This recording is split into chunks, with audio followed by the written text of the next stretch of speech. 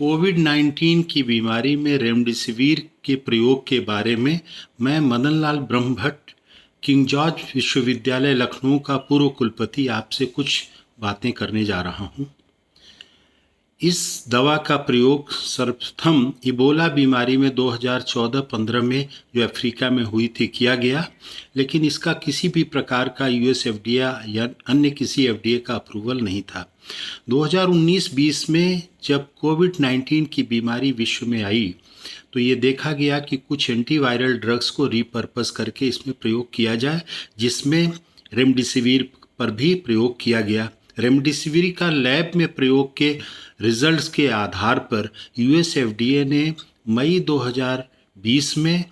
Emergency use authorisation केवल severe Covid के मरीजों के लिए किया। बाद में अगस्त 2020 में moderate and moderately severe covid मरीजों में भी रेमडेसिविर के प्रयोग की emergency use authorization US FDA द्वारा किया गया, और ये शर्त थी कि आगे जो क्लिनिकल ट्रायल्स के रिजल्ट आएंगे उनके आधार पर इस रिजल्ट की पुनर्विवेचना की जाएगी। इसके पहले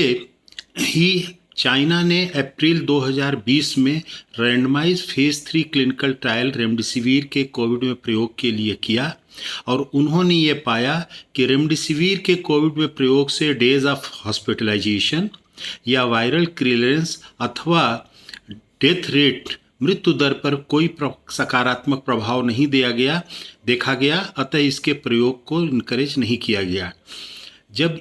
WHO ने इन रिजल्ट्स के आधार पर जो क्लिनिकल ट्रायल 20 देशों में प्रारंभ किया, उसके अक्टूबर 2020 में जो रिजल्ट आए तो उसमें भी यही देखा गया कि 2700 से ज़्यादा कोविड 19 के मरीजों पर रेमडेसिविर के प्रयोग से किसी भी तरीके का सकारात्मक प्रभाव नहीं देखा गया, और ये प्रभाव माइल्ड, मॉडरेट एंड सीवियर तीनों श्रेणी में देखा गया। इसके आधार पर विश्व स्वास्थ्य संगठन ने अंतर्राष्ट्रीय एक पैनल ऑफ एक्सपर्ट्स गठित किया कि रेमडेसिविर के प्रयोग के बारे में उनका क्या रिकमेंडेशन है। उन्होंने रिकमेंड किया कि रेमडेसिविर के प्रयोग से कोई भी सकारात्मक रिजल्ट और एविडेंस न होने के नाते रेमडेसिविर का प्रयोग कोविड 19 में न किया जाए। लेकिन जो आरंभिक इसका प्रयोग अथराइज किया गया था मई और अगस्त में सीवियर और मॉडरेट में, इसके आधार पर ही विश्व के 50 देशों ने रेमडेसिविर का प्रयोग करना शुरू कर दिया था, और इसी दौरान अमेरिका के राष्ट्रपति डोनाल्ड ट्रंप को कोविड हुआ, उनको भी रेमडेसिविर प्रयोग करने से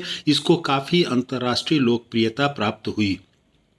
लेकिन WHO के इस रिकमेंडेशन के आधार पर all India institute of medical sciences new Delhi ने अभी जो पिछले हफ्ते अप्रैल 2021 में अपना कोविड ट्रीटमेंट का नया प्रोटोकॉल जारी किया है, उसमें से रेमडेसिविर को जो प्रोटोकॉल से बाहर कर दिया है, इसको ऑफ लेवल यूज़ के लिए केवल परमिट किया है।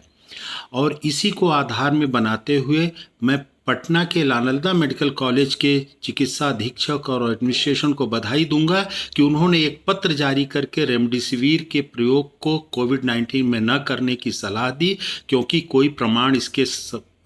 पक्ष में नहीं उपलब्ध हैं, जबकि इसके प्रयोग से मरीजों और तीमारदारों में एक पैनिक प्रयोग होता है। इस सब को ध्यान में रख के हम सभी विशेषज्ञों का ये विचार है कि कोविड 19 की बीमारी में रेमडेसिविर का प्रयोग न किया जाए। धन्यवाद।